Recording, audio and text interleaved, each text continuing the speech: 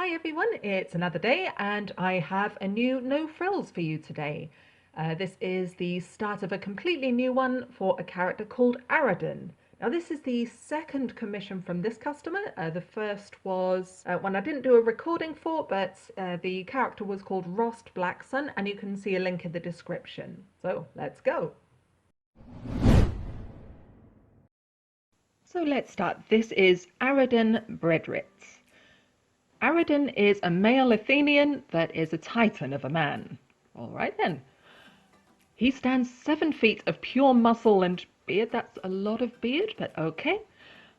At the time of this intrepid storyline, he's 28 years old, but throughout other series, he's in his early 30s. Fictional species Athenian, so these are kind of like human characters. So Rost Blacksun is one of those as well. They're more or less humans, but give or take a few details, so kind of sci-fi human beings. Here we go. So I mentioned Intrepid a moment ago. So Aredon is part of a storyline where the title is Intrepid. Also it says here the Soul Eater Saga, so I wonder what relation this has to Soul Eater. And Random Tales from the Azure Wheel Galaxy. Okay. Siblings. He has one sibling. I'm not sure how to pronounce this. Kia or Kija. That's his older brother. Now, the reason I ask about siblings so often is because that helps give me context for how a character grows up. So an only child is going to grow up quite differently to somebody who has like half a dozen or more siblings. And also, it helps me to know whether a character is like the oldest, the youngest, somewhere in the middle. All of that plays into things. And that's not even getting into the personalities of the siblings, because a very domineering older sibling is going to be have a very different effect on you than an older sibling who's very timid and keeps to themselves. Older siblings who are timid are a bit less common, but I always like to check these things out. Next on links to any images. This is for a group that I participate in, so the link may change when I upload it to the proper. Okay, that's no problem. I'll put an image up on the video so you can see what that link is, but I can't see it just for now. Order type no frills, that's fine. So this is going to be text only, so I'm not going to be making an infographic or a video out of this unless the customer says so. What are your goals for this commission? Getting more insight into the character. You've done such a good job with Rust that I'd like to get the inner workings of some of my other main characters. Fantastic. Let's get on to Aredon's actual life. So we're going to start with trust and confidence, and that's the first 6 months of life. So that's infanthood, newborn, whatever you'd like to call it. Now, I have quite a few questions in the questionnaire that I ask about this. And that's all around the idea of trust. So that's about trusting yourself and trusting the other people in your life. And of course, as an infant, the only other person in your life is probably mum. Clinically, we're all supposed to say caregiver or primary caregiver, but you and I know it's usually mum, but sometimes not. So now the reason I say trust and confidence is that trust of self and others is the cornerstone of confidence. Without trust, you cannot have confidence. You need to feel trustful that you yourself will be able to get through life well, that you can handle whatever life throws at you, and you have to trust that life isn't going to throw you a curveball that's too far out of your comfort zone and something that you won't be able to cope with. So going on to Aredon's specific notes here, let's read these to you. Aredon's father was Aaron Bredrit, a decorated soldier who's seen as a hero in the eyes of the Athenian people. His mother, Lynn, was a teacher up until the eldest child, Kija, was born.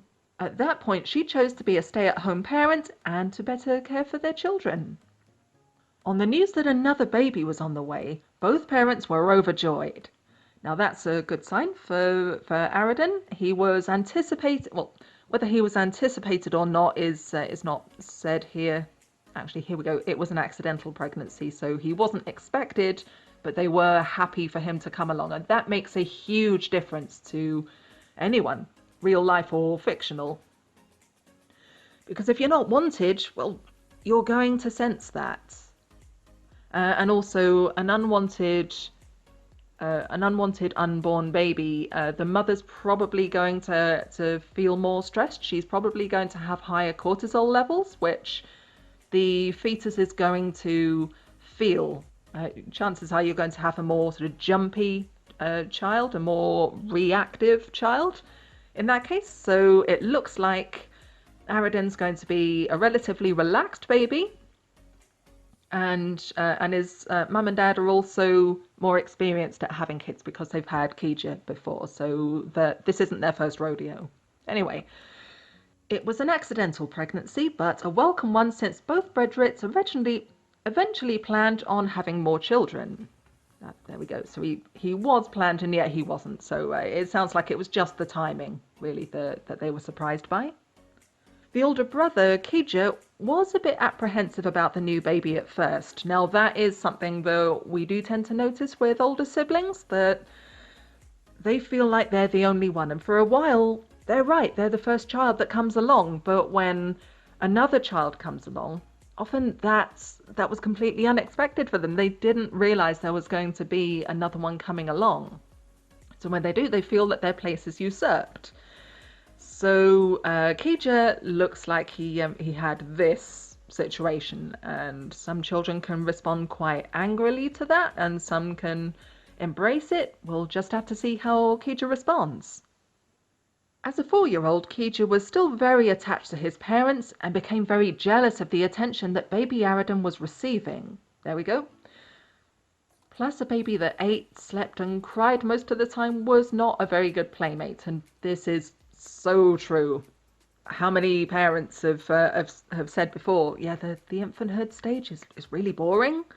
We don't do very much when we're newborn. So there we go. So Lynn and Aaron spent a lot of time encouraging Keija and involved him in as much of the process of raising the baby by having him help shop for baby supplies, with supervision, I really hope, reading to him about babies and giving him a doll of his own so that he could be a caregiver too. That's a novel one, and that's quite nice to see a boy being encouraged to be nurturing. With all the encouragements, Keija became a protective older brother. That's nice. The two were inseparable throughout their childhoods, so that's a good comment. I will make more of a note of that later on in the story, because just for now, inseparability is not really applicable, because again, Aredon's an infant at this point. So on to freedom and determination. So this is toddlerhood, so that is 6 months to 18 months. And this is an area where a lot of people get really stuck. So I tend to not always get a lot of comments about this section, but it is so important. So if you think about what a toddler goes through, they go from newborn, where, like we've just said, all they do is lay on their backs, cry, sleep, and eat. And they have no control over their world except for crying when they need some kind of assistance. And then they become a toddler, and they become mobile, and they can use their hands to grab things, and they can do so much that they didn't used to do. For the first time in their life, they have a bit of control over themselves, only to find that the caregiver, mum, dad, whoever, has more control, or wants to have control. And then you get this battle for control. Who has control? And how do you keep control when you've just got it and it's suddenly being taken away again in all sorts of different ways? That's why toddlers have such a reputation for being willful and for not listening to the word no and all of that, because it's a struggle for them. And if you had control for the very first time in your life and then somebody else snatched it away again, what would you do? Especially when you don't have any context of a selflessness. You know, when so far in the world, all you've ever had is you as the center of things, and mum, caregiver, whoever, looking after you. So it's a tough call for a toddler, to be fair. So anyway, on to Aredon's comments. As a toddler, Aredon was a very kind child that always tried to go out of his way to make his loved ones, parent and brother, happy. He was usually pretty outgoing towards people that he knew, but shy around strangers, though it didn't take much for him to warm up to people. So that's sounding like it's potentially a bit beyond toddlerhood. And again, that's something that I experience a lot when I'm working with people that they're not quite sure what to say about toddlerhood, and they essentially talk to me about the next stage or the stage after that. So that's completely fine. I'll work with this customer to fill in the blanks.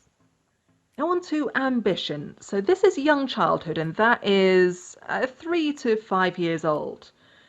Now what's happening here for real life children is that they've gone through all of that control stuff, or they've gone through a lot of control stuff. You're back and forth with mum and dad, and they've made at least some kind of peace with that, and they've grown themselves. They've gone from only just being able to sort of clench and release, whether that's hands, whether that's bells, whether that's anything else. And they can do more stuff. They can walk, they can run, they can talk. All of these are far more,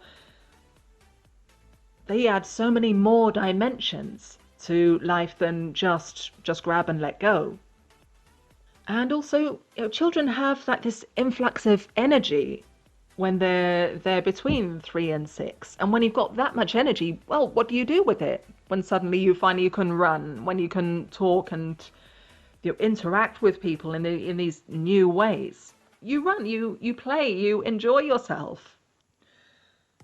So that's what's going on here. Now, the reason I call this section ambition is because the primary task of this life stage is to work out how far you can go in this life.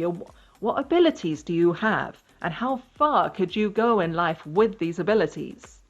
These small children have an idea of their power, and they want to see how much they can do with that. But at the same time, they're starting to get this wider context of, okay, there's more to life than mum and me and dad and maybe siblings. There's teachers, there's other children, there's a wider world out there that they're just starting to see.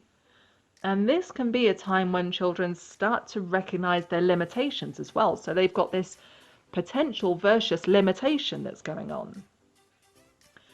But there's another element to this as well, which is really important, and that's guilt. So when you find that you're able to do so much more and you can interact with people in new ways, it can be really tempting to fulfill your potential, or your imagined potential maybe, by stomping all over other people, which mum and dad and teachers, if they're good at what they do, are going to make sure that you don't do at least too much, because there's more people in the world than you. Other people need to seek their fortunes as well. Other children deserve to be safe around you.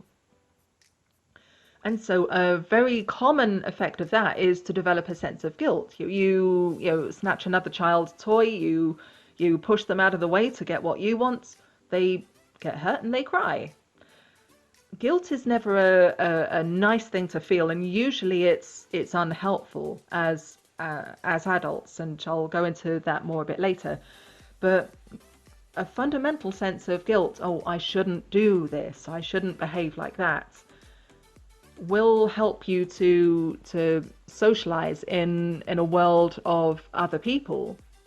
To realize that you can't just do exactly as you want and to hell with everybody else. So this is the time of life where that gets instilled. Now, hopefully, a child is not taught to riddle themselves so much with guilt that they can't do anything, that they feel guilty about even just taking up their own space harmlessly. And that's something that can happen. It does happen quite often. I'm sure whoever's listening to this, you know at least somebody who's so overtaken with guilt at the idea of putting themselves first that they just can't do it, and they exhaust themselves. And and that holds them back. That's when guilt becomes too strong, and it probably started at some time this time of life. So that's what I always look for. And with that in mind, let's read more about Aredon. So it was at this point in life that Aredon was deciding that he wanted to follow in his father's footsteps as a soldier. So there's that potential. This overjoyed his father, but Kija, who wanted to follow a different path, was beginning to feel left out, and that's interesting. He wanted to be a trader, and I'm going to keep an eye on that because I don't see why, at the moment, why Kija could be a trader and Aredon could be a soldier, and why that would need to make him feel left out. So I wonder if Dad was not indulging Kija in his ideas so much. I'll keep an eye on that. Despite Aaron's apprehension about his eldest son's career choice, it's apprehension, okay, he was still a loving parent to both children and would do small things to show his affection, like stopping by a local marketplace after work to pick up a roast duck, which both boys loved. Aredon still talks about memories of the marketplace that had the most amazing duck well into his adulthood. That's nice. That's a lasting memory, and I hope Kija felt the same. His mother was also a great mother to both boys, continuing to care for both of them as best she could. Now, this is a really nice thing. Just occasionally I have a customer who fills out one of these and they forget to mention one of the parents throughout, and I'll check in with them at some point as soon as I realize that one parent's getting left out, to say, well, where's Dad in all of this? Where's Mum in all of this? Because the very fact that they're not getting mentioned often means something. So it's nice to see that this customer has this context and is mentioning Mum. So we'll see how Mum continues to fare in all of this. And we're on to productivity. This is older childhood, so we're taking our child now from 6 to 12. Productivity is another vital stage. All of these are really. But productivity is called that because this is where a child gets skilled enough at enough things that they can start to contribute. And that is important. So they're big enough and old enough to their neural development has gone on enough that they realize that they're essentially little people, that they are part of a community and that they need to contribute. Some don't get that, and that's something that I'm sure I'll be talking about at some point in the future. But the healthiest thing for a child to realize at this point is that they take up resources and that it's worth them looking at how they can give something back. Now, in our modern society, we send children to school before this age, but they're in school by 6 to 12. So while they can't be properly productive, schoolwork doesn't change, doesn't bring money in for the family, but it is investments into them. They are investing in themselves by doing well at school, and that will pay dividends later. And some children realize that more than others. But the important thing for any child, regardless of the culture they're in, is that they realize that it's kind of on them at this point to start to get good at stuff, to demonstrate knowledge, to demonstrate understanding. And if they don't do that for whatever reason, then they're going to end up feeling inadequate.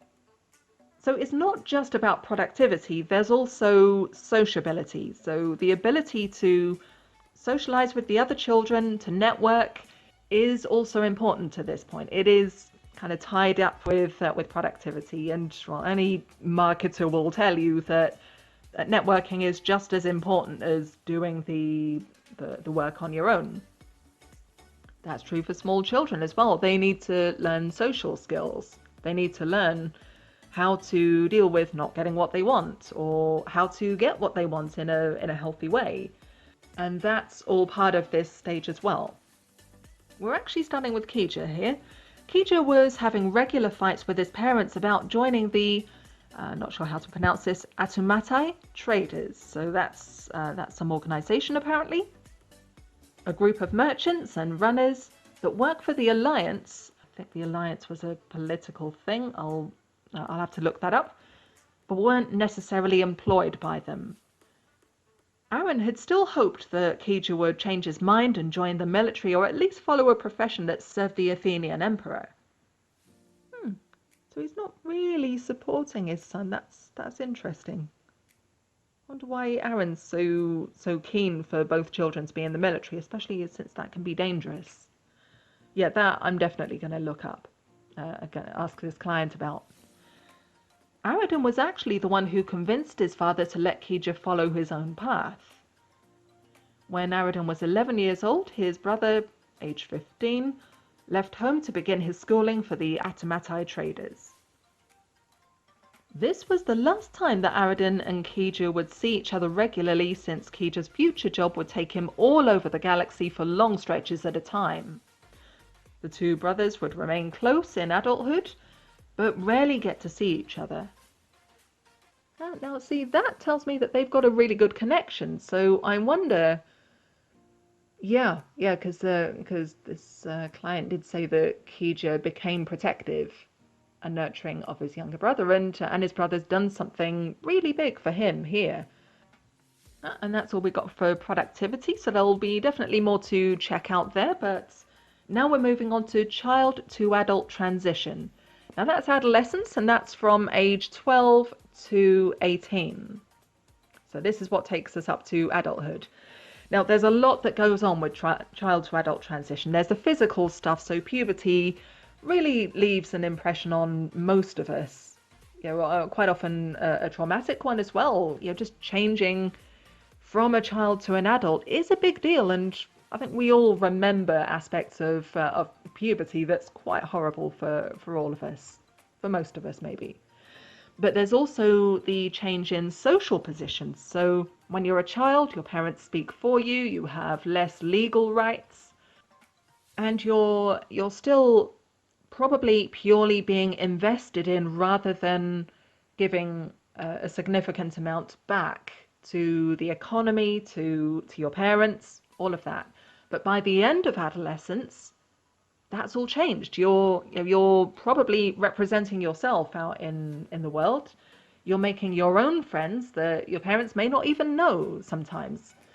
You may be supporting your family to an extent. Get a job and start paying some kind of upkeep, helping clean the house, whatever it is that suits you or suits them, I guess. And by the end of adolescence, with any luck, you are ready. You're ready to be an adult, and you're ready to go out there and knock 'em dead. But be able to get up at the end of it. Now that is a really important issue here. So we've talked about all the different levels for this character, and it's going to be the same for every character I talk about. Imagine this whole process as stacking up a pile of coins. Now, if those coins are perfectly flat, then the whole stack will sit squarely, it'll be stable, and that's fine. But if we were to bend any of those coins, then the rest of the stack above it, as you start putting more flat coins on top of it, will be less stable, so they're more likely to slip and fall over. But imagine if you bent all of the coins, some of the coins or all of them. Imagine how unstable that stack would be. The more severely they're bent, the nearer to impossible it is to have a stack that just stands up by itself by the time you get to this stage, which is stage 5, I believe. That's what raising a child is like, and that's why you can have parents who mean the best will in the world, who raise their children, but who end up with children who end up homeless, addicted to drugs or whatever. It's children who did not fulfill all of the tasks of these life stages, at least adequately. So the ones who didn't learn how to be productive, like we were talking about in productivity, find that the pressure to keep a job and to be productive in that job is too difficult for whatever reason. But the worst thing is, the further you go back through these stages, the more important it is that child fulfills the trial of that section correctly. So if we go right back to the beginning with trust and confidence, a child who never learned that they could trust the caregiver, mum, dad, will never really trust anybody else. It's possible, just possible, that they'll go to therapy and do really deep work and have an epiphany and make that right and learn how to trust people, or at least straighten out the penny a bit, even if it's only partially, even if it's not completely. It helps with the stability of their stack. But many don't, because if you don't trust anybody, why would you trust a therapist? And that's when it can get really lethal and people trust nobody and isolate themselves and won't ask for help. And that's when you end up with people who fail completely to look after themselves. So that's why this entire system, Erik Erikson came up with this entire system, because it's so worth itemizing what's important at what stage. But anyway, so that's enough about that just for now. Lots of food for thought, I think, but we're on to child to adult transition. And like I said, there are huge changes here to make. As soon as Ared came of age, he left his parents' home to follow his dreams of joining the military. Boot camp was interesting. The fact that he was the son of a legendary hero in the Imperial Navy made him a target for drill instructors who often used him as an example that his family history will not give him special treatment. Oh boy. His training was much stricter, and when he messed up, his punishments were much harsher. Plus, he would often be punished for lighter offences than the other fresh recruits. Any other soldier may have been miffed about this, but Aredon, who figured out exactly what they were doing, grinned and bared it, even though he wasn't particularly happy about the situation.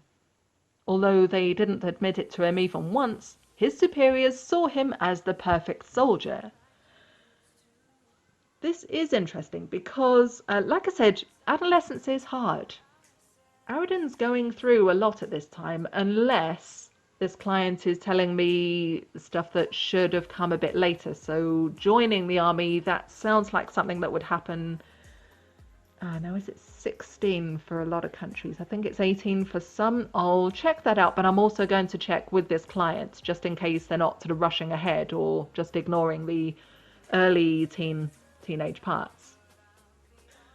We've also got a thing happening here where we're talking about almost human creatures here. They're just alien humans, if you will.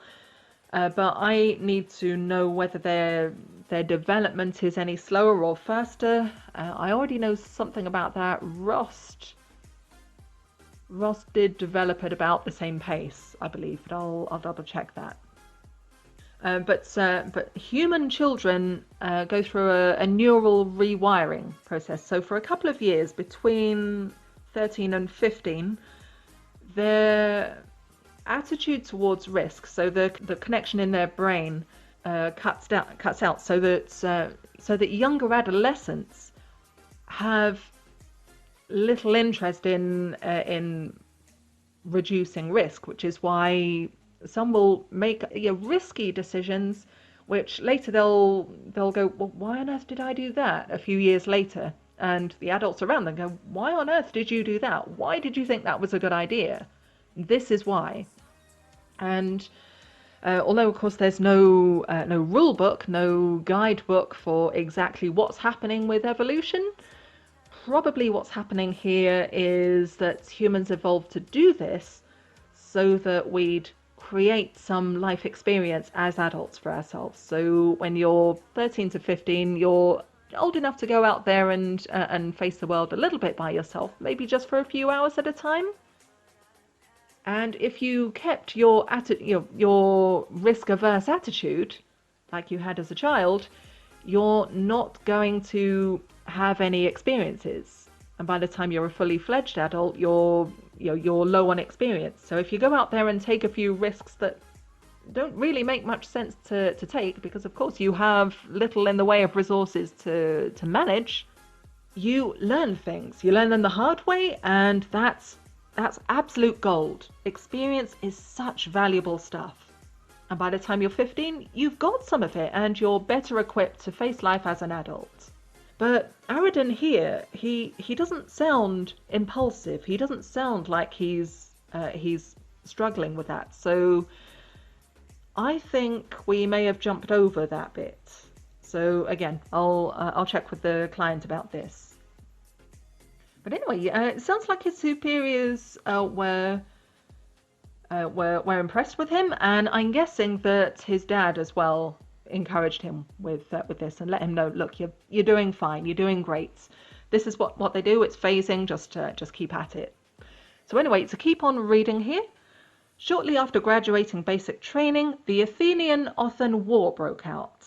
Now, this is something we heard about in Rost's profile, so this is interesting. He's now in, I don't think he's in a war zone. Again, I'll check that out, because being in a war zone or there being a war happening somewhere else, this has very different implications. It depends on how close the danger is. Of course, as a soldier, he's potentially going to be sent to that danger.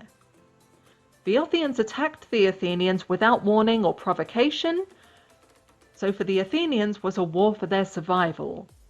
Both of Aredon's parents were killed in some of the initial bombings from Othian forces at the start of the war.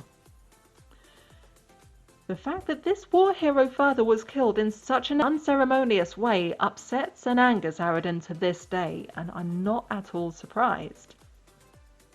Dad was such a rock, it sounds like at this time, and I do wonder what Aredon felt about joining the military, about whether it was just almost like a fun adventure, like it's not going to happen to me.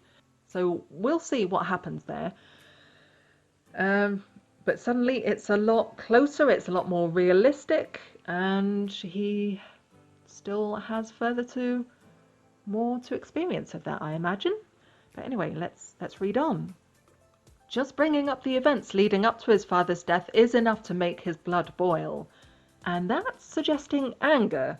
Now, I'm really interested in that, because that comment there only references anger, not sadness, and I did get the impression that Aredon was pretty well balanced, and by well balanced I mean able to feel and experience sadness. And if he's defaulting to anger, that's interesting, because we tend to overlay anger over other feelings.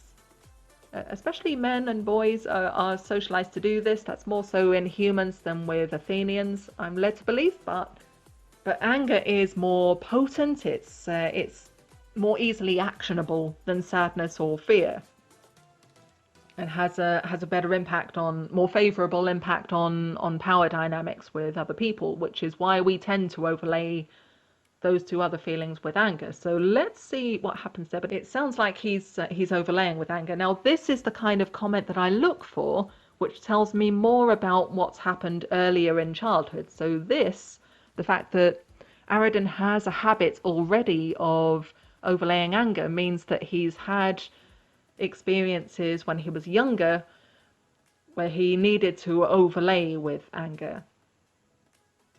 So I'll make comments in the profile about that, and we'll see how it goes. Let's carry on. Kija became his only living blood relative. Well, no wonder they're so close. I mean, they may still not have been, but yeah, that would help them to bond with each other, to want to stay connected. And that also raises questions of, what about more distant family? Aunts, uncles, cousins? We'll find out. I'll ask. He was assigned to the command of Kimperdelthorpe, a grizzled veteran. It was through his brother that Aredon met Alora. Kija was on the Athenian homeworld with some of his trader friends and asked Aredon to meet them at a bar. Aredon hit it off with Alora, who was one of Kija's employees at the time, but later went on to command her own ship. Aredon just clicked with her in ways that he never did with any other woman. The two began dating and are very much in love. Sweet, okay, now that's a good sign. So that means he can connect with other people really well, which again, I'll keep an eye on that. That means that our stack of pennies is nice and solid and mostly flat. But the idea of a really solid love will need to be referenced later. So again, that's more age appropriate to the following stage. Sadly, since Alora is also an automatide trader, his relationship with her is similar to that of his brother. Ah, they don't see each other nearly as much as either of them would like. Okay, so I wonder if they're both faithful to each other. We'll see. We'll see, and I wonder how they keep connected as well. If you're off planet, I imagine staying connected would be really difficult. So let's see. Yeah, especially with time differences. So once you're off planet, once you're using any kind of communication system off planet, there may be a significant delay. So you couldn't easily have a conversation that happened in real time. So that puts another interesting potential spin on this. Let's see. However, Alora always makes a point to visit Aredon whenever her trade routes take her near Athenas or any other planet that Aredon is stationed near. She'll also take regular vacations from work when she knows that Aredon is not on active duty. Neither of them have any interest in children. So this is something I'll be talking about in the next section. This would need to go back there. Although a lot of people know that they don't want to have children from quite young. So again, I'll keep an eye on that. A big part of it is both of their demanding jobs, but Aredon will admit that even if it wasn't for his job, having kids is just something that would never cross his mind. And I'll wonder if there's anything more to that. I mean, it's not that everybody who is in a good position to have children should have children. I just find it interesting that having kids is so almost ubiquitous in our culture that it's notable when somebody doesn't want to have kids. So I'll ask the customer more about this. And now we're on to closeness in relationships. That's young adulthood, and this is the longest life stage, and it takes us from 18 all the way to 40. So this is the life stage where you, if you're having kids relatively early, let's say in your early 20s, you have your child, you raise them, and at about the time you go to older adulthood, they're adults themselves and ready to head off for college. So these are your child raising years, if we're going to go with a really standard idea of the trajectory of a person's life. Like I said before, not everyone wants to have kids. Now, this is, again, it's not a developmental stage so much as kind of the culmination of all of that work that you've done throughout your life. Somebody who's in this life stage, I call it closeness in relationships because that's the litmus test. So if you're able to be close with other people, that's a sign that your stack of pennies is nice and straight, that you don't have too many kinks in there that are stopping you from really connecting with other people. You know, if you've got a whole lot of bent coins there, then just handling yourself is enough work, or maybe too much work sometimes. So dealing with other people gets to be too much. But let's see. So going on to Aredon's life. Towards his men, Aredon is a natural leader that commands the respect and admiration of those around him without even trying. He's highly intelligent and can easily tell when someone's bullshitting him, which he does not appreciate. So he really does not like being lied to. I wonder if that's like a particular area of interest. So there's something... I'll take a look at earlier life as we build up more detail. That could be interesting to come back to. While he appears stoic, now stoic's interesting because that implies that he packed away his emotions, but during the developmental stages. So I can see him being traumatized as a young adult, as an older teenager maybe. When his dad died, that would have that would have pinged him right back to an earlier stage of life. That's how trauma works. I should talk more about that at some point. Leave a comment if you'd like me to talk more about trauma. I absolutely can in a later part of this series. But for now, while he appears stoic, he does have a good sense of humour. To join the Imperial Sons, so that's a very elite group of military, so they directly protect the Emperor. The potential recruit must go through Hell Week, and that's interesting terminology. So I wonder whether the Athenians have a concept of hell, or whether that's just what this client is happening to call it. We'll see. So Hell Week is 7 days of rigorous one-on-one training, personalized by Aredon. Oh, he created this. Okay. While he doesn't particularly care for being the drill instructor, he does have a bit of fun with the role. Sounds almost sadistic. That's interesting. Okay. For example, one day during Dravik's Hell Week, Ethan, we got another Earthian name. Ethan forgot his ID card, so all day Aredon made him carry around a giant, crudely made cardboard ID card. As you do. He did something similar the day that Ethan forgot his rifle, but added the extra bonus of making Ethan refer to it as his wifeful. Okay. So there's, I'm not quite sure what the subtext of that is. That's something to come back to again. And there's going to be a lot of coming back to the I do at this early stage, because we build up layers and we build up layers and we carry on like that until characters are done, but it can involve a lot of revisions and noting things that I'm not ready to tackle quite yet. Ared never means to be malicious with these humorous moments. Okay. Instead, he tries to use humor to teach his recruits not to make mistakes, which typically works, and not making mistakes is interesting because we all do that. So that's, again, something I'm going to keep an eye on for Aredon's earlier development. So when was it not okay to make mistakes? Why was it not okay to make mistakes? What were the consequences? Chances are that's likely to come up in productivity, where accuracy, attention to detail can be an issue, or it might even go as far back as toddlerhood. So if you're a toddler with a military dad might not mean to be drill sergeantish, but he may possibly bring in traces of that to get a willful toddler to behave. So we've got a clue there about what toddlerhood is like, and that's what I mean. So people tend to be a bit lost with toddlerhood, but clues like this tell me what might have happened back there. It's also suspected, correctly, by some of his closest men that Aredon doesn't exactly have the confidence that he typically exudes. Okay. He spends a lot of time in the gym to keep his body in peak physical condition.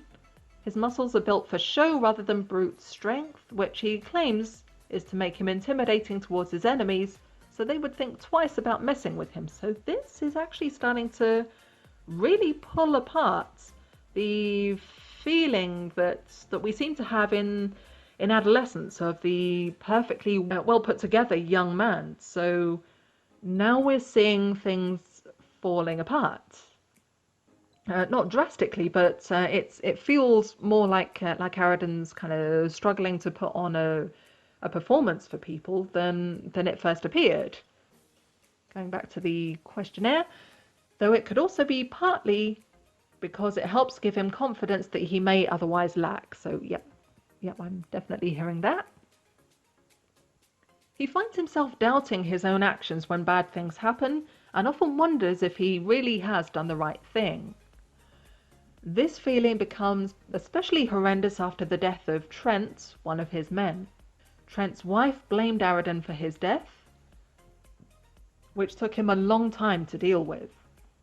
Even though Trent's death wasn't his fault, he never fully got over it. So I'm going to need to look into how close he and Trent get. So that's another thing I do with these profiles. I often hear about one main character, possibly hear about the partner as well, the long-term partner. Sometimes hear about one or both parents, but quite often we have have a single character that we're looking through.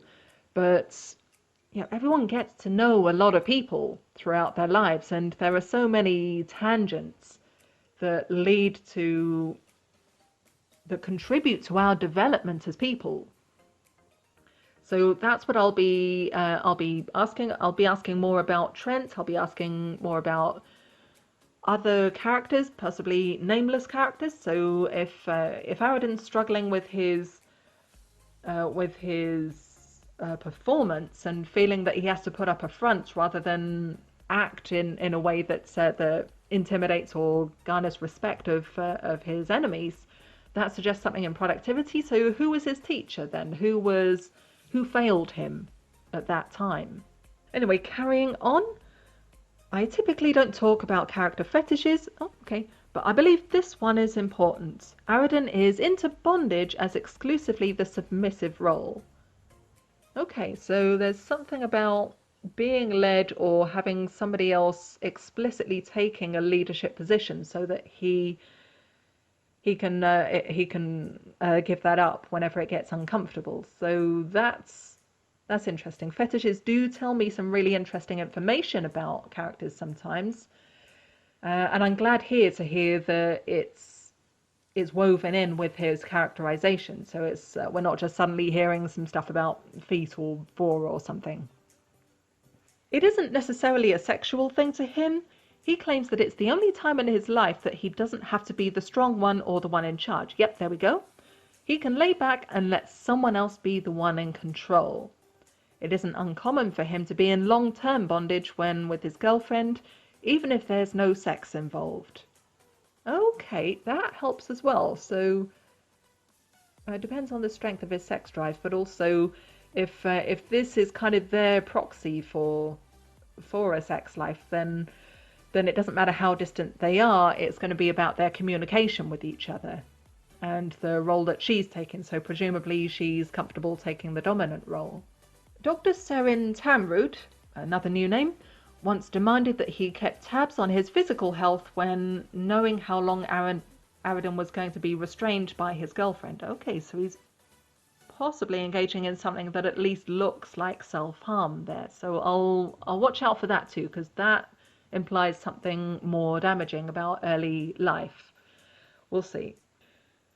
After a routine physical to make sure Ared wasn't injuring himself in that position, Serin stated that if he was any more relaxed, he'd be in a coma. Now, back to his relationships with others, and that's what I like about this client, that she looks carefully at the more full context of a character. So this is great to hear. While he loves his closest friends equally as his family, he responds differently to whether it is his family or friends in trouble.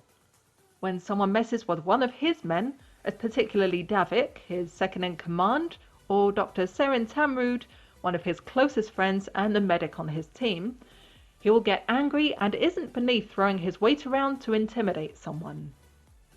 See, that implies that he's lacking in articulation.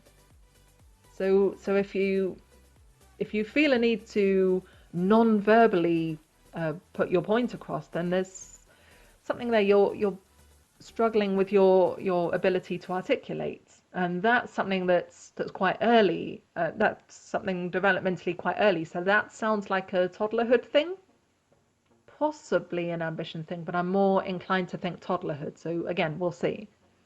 On the other hand, if someone messes with his brother or girlfriend, his go-to emotion is fear. He feels that these are the people who keep him safe, maybe? I'll ask this client about that. During the war, Kimperdell Thorpe defected to the Othians. Knowing that Ared was in talks with his brother about trade routes to deliver supplies for the war efforts under the noses of Othian fleets, Thorpe ordered that Ared be captured, detained and interrogated to give up information on the trade routes. And well, I did a short comic for the OC training to illustrate what happens when someone threatens his brother. So that's a comment from the client, and we have a stash link there. So I'll see about adding that to the video. And moving on. Aredon is fiercely loyal to Emperor Himnari, who saved his life. It's a pretty detailed story, so I'll go over it later when we're hammering out the details of his adult life.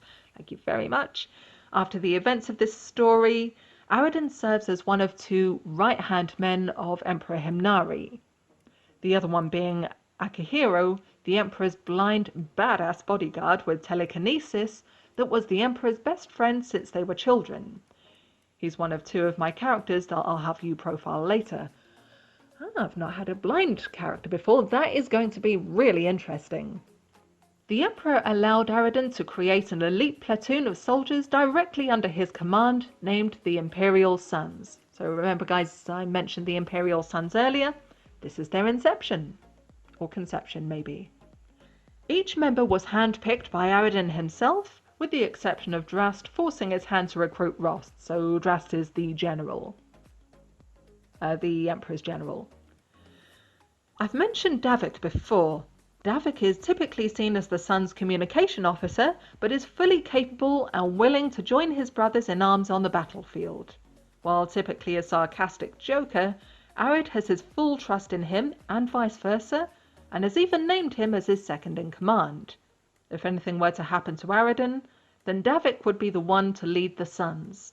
So Davik is a bit of an exception to that possible distrust that we're seeing. So I'm going to really be asking about Davik, very much so, and what happens between them on a relational basis.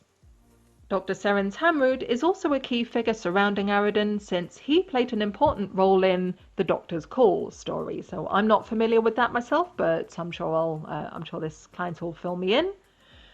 Ared sees Seren as a kind, innocent person and is extremely protective of him. And I noticed the word innocent there, so I wonder if Aredon feels that his innocence was taken away by the death of his dad, by a few years of military activity. We'll have to see, but noting that someone else has their innocence still is, there's something protective about that, so we'll see.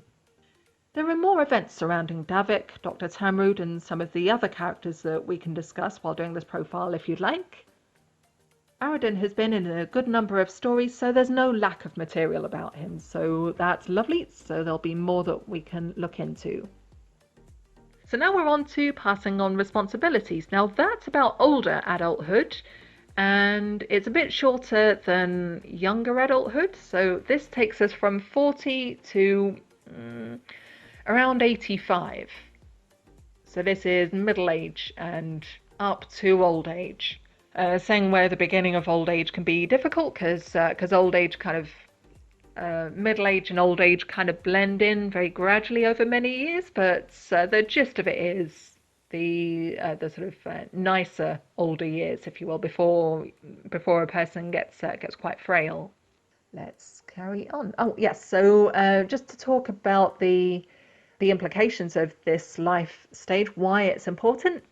It's because this is the point at which you start to let go of the helm. So in closeness in relationships in the previous younger adulthood stage, you were at the helm. You were one of the adults changing the world, and everything kind of fell to you. You had responsibility over your job. You had responsibility over your children, over everything. But there's a stage where your children, if you had them, are adult age, and they're starting to affect the world and to contribute to the world, and they're young adults themselves that you need to start handing the reins over, because they've got to have their stage. Because, well, some of us have experienced people who are older and who refuse to give up the reins to us, and all we want to do is start to live our lives as capable young adults. And it's at best frustrating and at worst really stifling and damaging. So what you do when you're middle-aged is important. So very often you'll find that that people in this life stage, they're not ready to give up the reins quite yet, but the best way you can handle that is to start to be a mentor or some kind of secondary support to the young adults who are starting to do their thing. And being supportive to those people is fantastic if you can do that, because it keeps you relevant. You've got decades of valuable experience that you can bring, and young adults can often use the confidence boost. We've just been hearing about how Aredon's not really as confident as he likes to project. He's got a big job here. He's huge responsibility. So of course he wants a steadying hand sometimes, and he gets that by playing a submissive role with his girlfriend. That's one way to do that. But another way is to have a mentor. So on to Aredon's actual life. So Aredon's loyalty to the Emperor continues throughout his life, and he plans to head the Imperial Sons for as long as he's able. One of the things that affects Aredon in his aging years is the death of Typhon. And there's another new person, I think. The leader of the Bravo Squadron, a rival military group that is in the same company as the Imperial Sons. Typhon was a long-time rival of Aredon, who was killed in battle, so his sudden death caused Aredon to reflect a lot about his life and what would happen to his team if he was killed in battle. These were things that he always worried about, but came to the surface much more after losing Typhon, because that death makes it real again. At this point, Davik is aging as well, so Aredon begins to look for a successor to train. There we go, he's happy to pass the reins on to an extent. Client note, I haven't created this character yet since he's such an important character. I'm taking my time to find a character that's perfect for the role. That's fine. And then we go on to end of life. Now, like I say, that's old age, so it's approximately 85 years and older. Now, we focus on this as like the final stage of life and consider it a stage at all, because it's the time when we review everything, when we wrap up everything that we've done in our lives. And if you're, I was going to say lucky, it's not necessarily down to luck, very often it isn't, but if you've led a life that you're happy with, or you feel that you've achieved things, then you can begin to look towards the end of your life with a sense of satisfaction. You've done things, you've created things, you've changed things maybe, and here you are, just surveying everything that you've done and ready to fully hand the reins over to other people and let your life come to a close. But there are some people, many in fact, who are not satisfied at all with the way their lives have gone. They feel they've done nothing. Maybe things have gone horribly wrong. There are people whose children no longer speak to them, who I suspect feel that their entire childbearing age was just a huge waste because their kids aren't around to talk to them.